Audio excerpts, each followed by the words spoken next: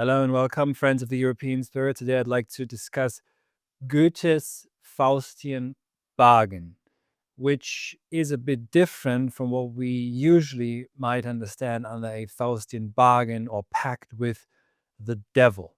So we're going to read this passage closely and also discuss briefly what it is that Faust himself actually uh, bets with the devil, or with Mephistopheles, rather, I should say, because Mephistopheles is not the devil himself. And before I continue, I'd like to invite you to join my course on Goethe's Faust. The link to the course is in the description of this video, so do follow that link and take a look. So before I begin with reading Goethe, I'd like to perhaps briefly address Marlowe's Faust, which is, of course, where, to some extent, Goethe finds inspiration for his Faust.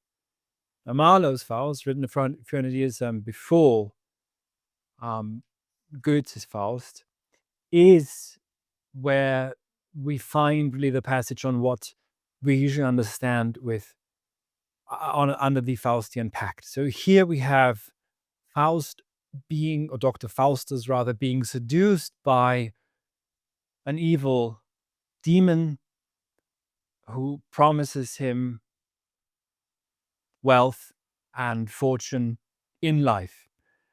And Mephistopheles, who is one of the messengers, one could say, or servants of Satan on earth, offers Dr. Faustus all the riches and earthly delights in his life in exchange for his soul, which the devil needs in order to extend his almost ownership, one could say, of amount of souls, which, of course, we know the eternal battle between God and Satan ultimately is about who gets to catch most souls in the end. But as we see in in Goethe's Faust, Goethe's Faust no longer believes in an afterlife. There is no beyond worlds. You can't really scare him with anything to do with his soul. And also, by the way, Marlowe's pact, Marlowe's Dr. Faustus pact with the devil really is legalistic, very British, very English in this way, in the sense it's very clearly written down who's to do what, etc., and then signed in blood. And not so in Goethe's Faust, not so at all. It's actually, as we shall see, it's Faust who's the driving force here. So let's perhaps go to the very beginning of Goethe's Faust. In the prologue in Heaven, and I go into this in much greater detail in my course on Faust. In the prologue in Heaven, it is God who, in a sense, contracts Mephistopheles to go to Faust and make sure that Faust doesn't stop, that Faust doesn't give up and doesn't rest. Because eternal becoming demands that the human being stay restless.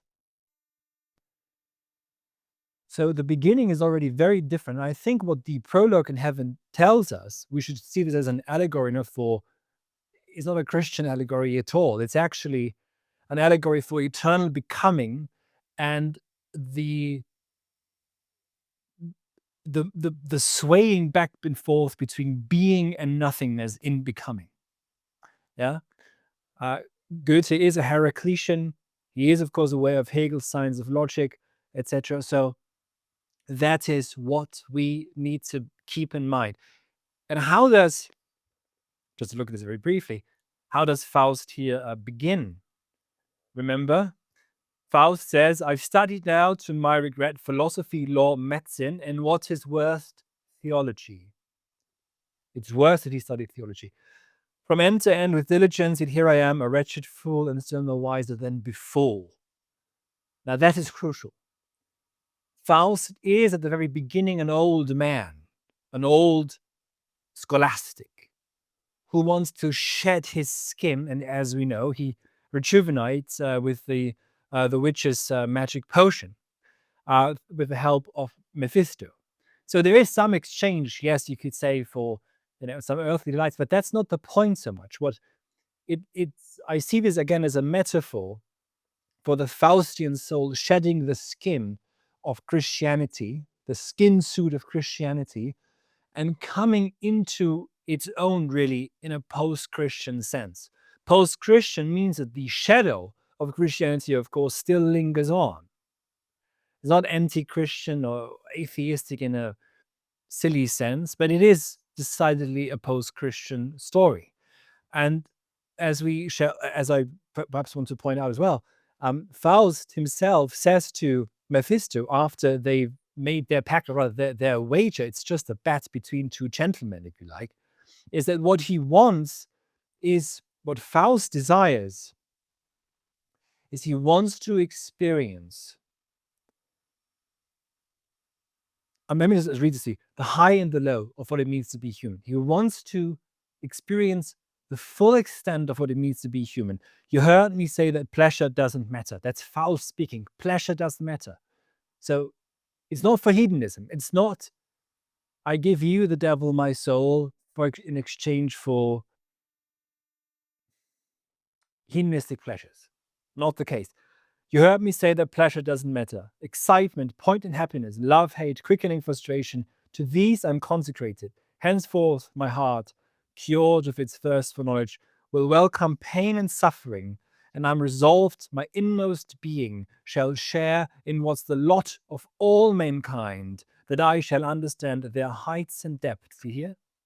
Shall fill my heart with all their joys and griefs, and so expend myself to theirs, and like them suffer shipwreck too. So Faust knows that in the end, he is a finite being that is charged by becoming as such, by cosmic becoming, if you like, to end in shipwreck, because that is the fate, the destiny of all finite beings. And Faust now, that is his task, is he has to birth modernity. So how does the wager come about? Mephistopheles is in Faust's study, and so here's what we hear. And what have you to give, poor devil?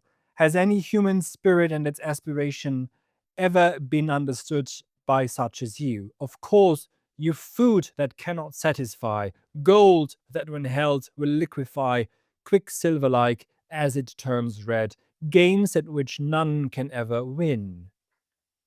A girl who even in my arms will with her eyes pledge her affections to another, the godlike satisfaction of great honor, that like a meteor is gone at once. Show me the fruit that still unplucked will rot, and trees that leave each day anew. So Faust is aware, this is Faust ridiculing Mephistopheles, he's aware that this little helper devil, or even the devil himself, cannot satisfy this modern mind and spirit and what it has got to do. The little pleasures that the devil can grant are meaningless, pointless. He knows. So that's not what's at stake. So what is at stake? And now his Faust actually setting up the entire content of the bet, of the wager. And listen to this, very interesting that Mephistopheles then here goes on to say, these commissions don't dismay me, I can oblige you with such marvels. But friend, there also comes a time when we prefer to savor something in good peace and quiet. And this, it seems, triggers Faust.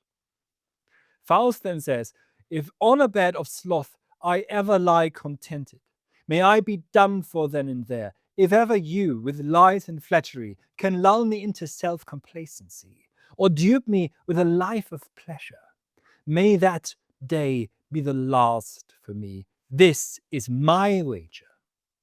That's the bet. There's a bet between two gentlemen that Faust must not rest. He doesn't want to rest because he feels, he understands that after this, well, I'm going to say, after this sloth of studying dogmatic theology, and we know what that means, Aquinas, etc., and philosophy. Yeah.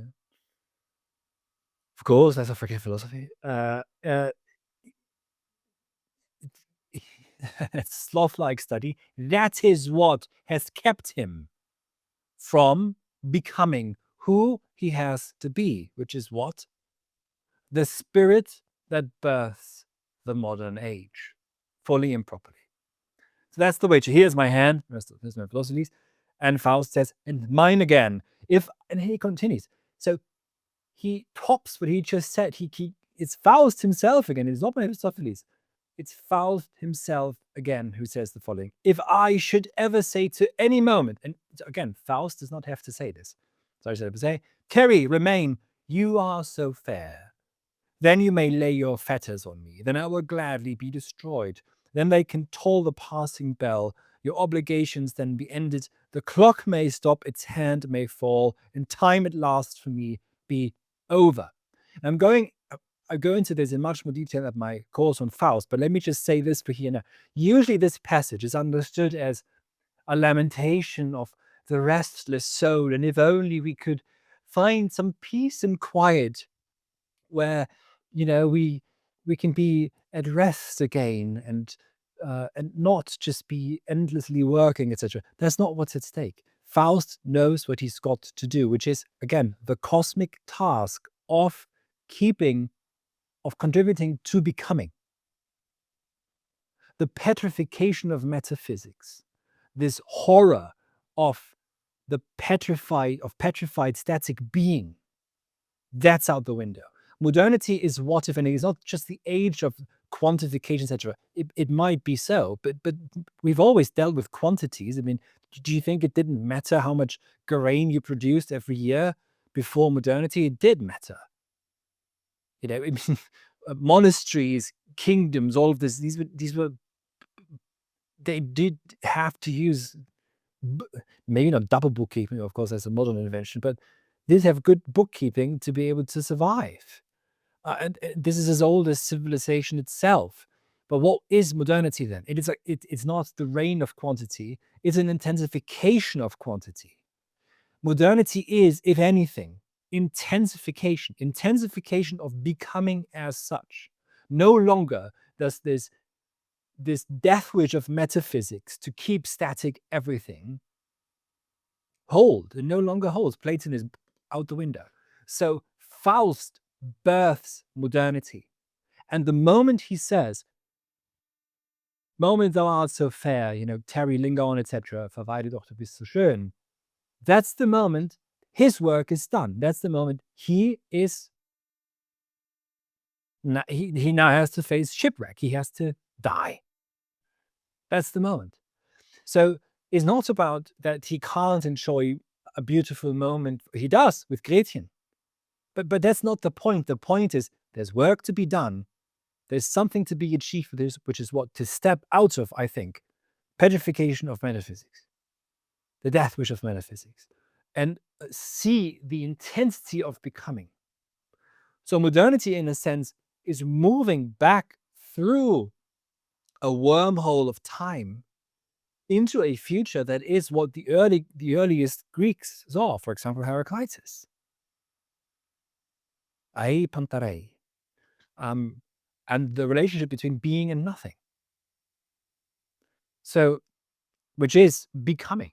So I see Hegel's Science of Logic really as a less intense but experience of the same as what Goethe's Faust expresses. So this is the content of the Faustian wager, the pact between Faust and Mephistopheles. Two gentlemen again, and Mephistopheles introduces himself as the spirit that negates, and that negation is needed. Without negation, destruction, etc., and all the forms that negation can take: denial, refusal, certain cutting, even sometimes cutting something off, forgetting, etc. That's what's needed as the fuel for the engine of the dialectical drive of becoming. So, with this, I leave you to read texts. If you do, read them closely. Almost like you have to forget what you've been told to maybe sort of association that you might have with something, and you see what's actually going on. And with no further ado, again, I'd like to invite you to join my Faust course, link in the description. I see you there. Thank you very much indeed.